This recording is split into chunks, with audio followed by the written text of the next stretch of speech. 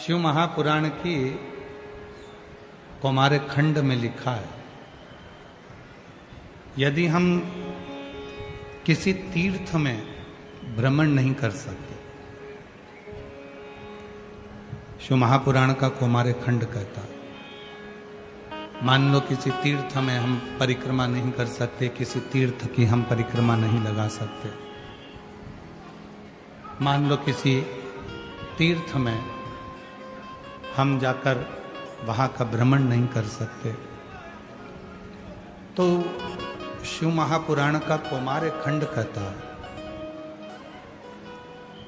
जब हम किसी तीर्थ की परिक्रमा नहीं कर सकते, किसी तीर्थ में जाकर भ्रमण नहीं कर सकते, किसी तीर्थ में या किसी गंगा के तट पर, यमुना के तट पर, सरयू के तट पर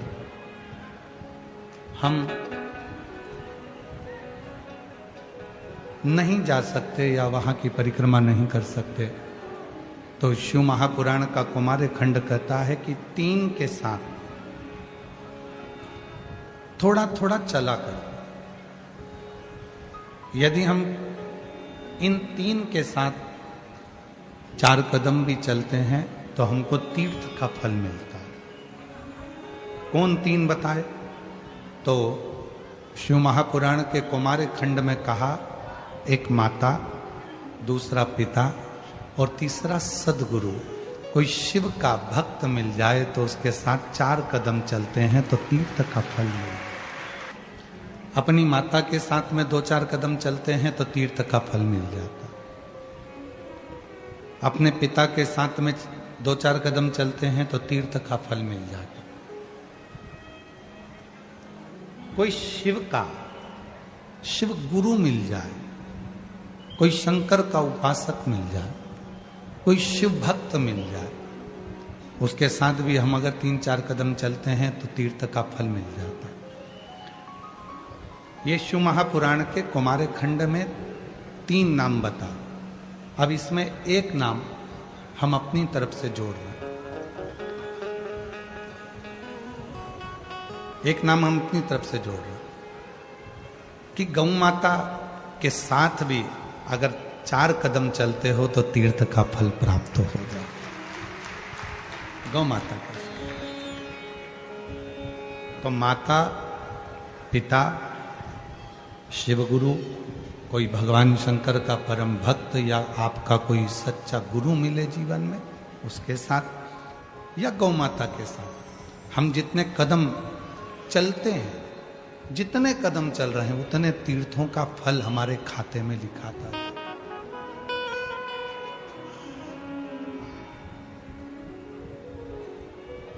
और मैंने तेरे ही भरोसे बाबा,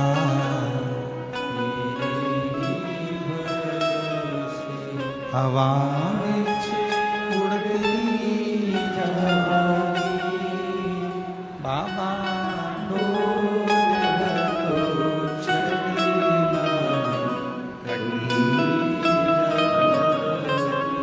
भोले में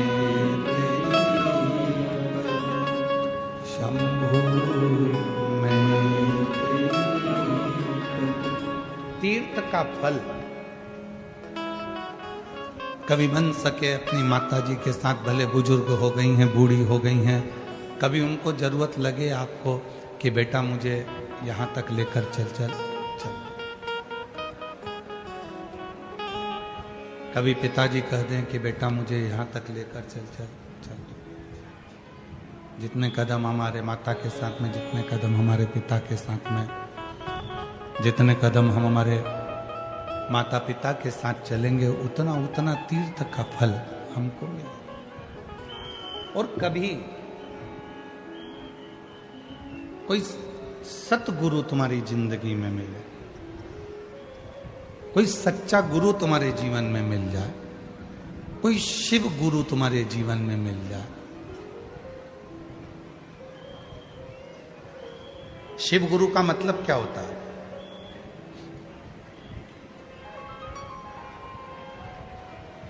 क्यों कथा में बार बार आता है शिव गुरु? शिव गुरु का मतलब है जिसके जीवन में मान अपमान, दोनों सम, मान और अपमान दोनों सम है। सम्मान दो तो ठीक, अपमान करो तो ठीक, तुम्हारी मर्जी हो जो बोलो।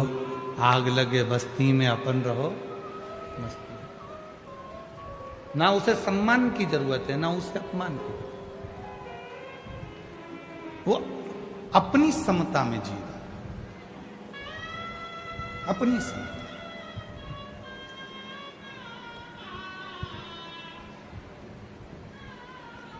दुनिया के लोग मोबाइल की स्क्रीन को बार बार साफ करते हैं। आपके पास भी मोबाइल है,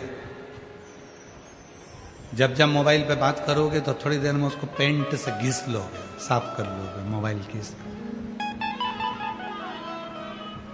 दुनिया के लोग गाड़ी की सीट पर बैठते हैं तो गाड़ी की सीट को थपथपा के साफ करते हैं। आप भी बैठ कर आए होगे तो पहले तुमने अपने पल्लू से या रुमाल से या थपथपा के धूल साफ करी।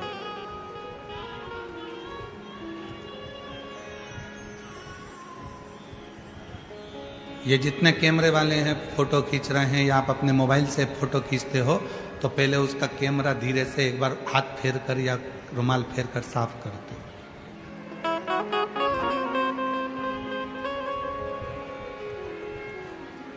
आप मोबाइल का स्क्रीन साफ कर रहे हो बार बार, आप कैमरा साफ कर रहे हो बार बार, आप बैठने से पहले गाड़ी की सीट साफ कर रहे हो, कुर्सी पर बैठते हो तो कुर्सी की सीट भी साफ कर कर बैठते हो। तो फिर भगवान की जब भक्ति करने बैठते हो तो मन साफ कर कर क्यों नहीं बैठते? उसमें अहंकार, काम, आसक्ति, लोभ, वासना, तृष्णा क्यों भर कर बैठे? उसने मुझे अपशब्द कहा, मैं उसको आड़ा टेढ़ा बोलूंगा। भगवान उसने ऐसा कर दिया, प्रभु उसने ऐसा बोल दिया, परमात्मा उसने ऐसा कर दिया। तो हम वो क्यों सोचें? हम वो क्यों विचार?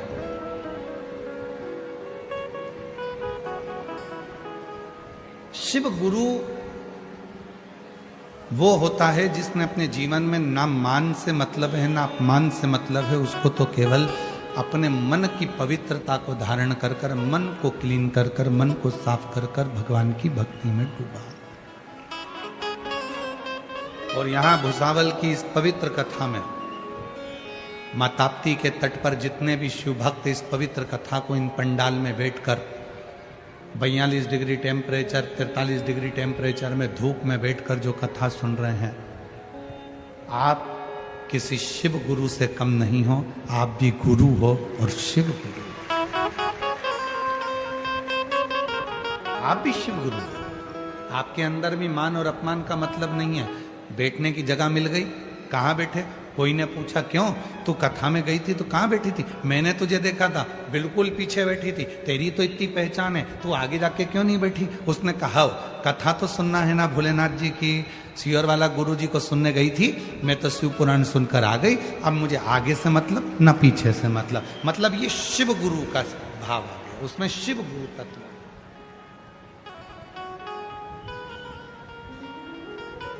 क्यों? तेरी तो इतनी पहचान थी और तुझे बैठने के लिए कोई जगह नहीं मिली आगे, और तू तो उधर पीछे के पंडाल में साइड में बैठी थी, मैंने देखा था तुझे एलईडी के पास में बैठी थी। हाँ, कथा तो सुनी ना, कहीं पर भी जगह मिली सुनी ना। इसको शिव गुरु कहते हैं कि ना तो आगे से मतलब ना पीछे से मतलब, ना मान से मतलब ना अपमान से मतलब। तो जितने भी शिव भक्त भुसावल की इस पवित्र धरा पर, यावल की इस पवित्र धरा पर, मां ताप्ती के तट पर जितने भी शिव भक्त ये इतनी भरचक गर्मी में जो कथा सुन रहे हैं, आप भी किसी शिव गुरु से कम नहीं हो, क्योंकि आपके अंदर ना मान से ना अपमान से, ना कोई आगे से ना कोई पीछे से, आपको तो केवल एक मतलब है, श्री शिवाय नमस्ते।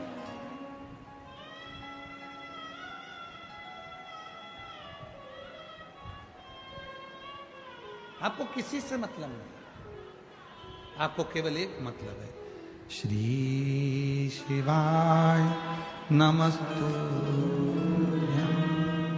श्री शिवाय नमस्तुभ्यं,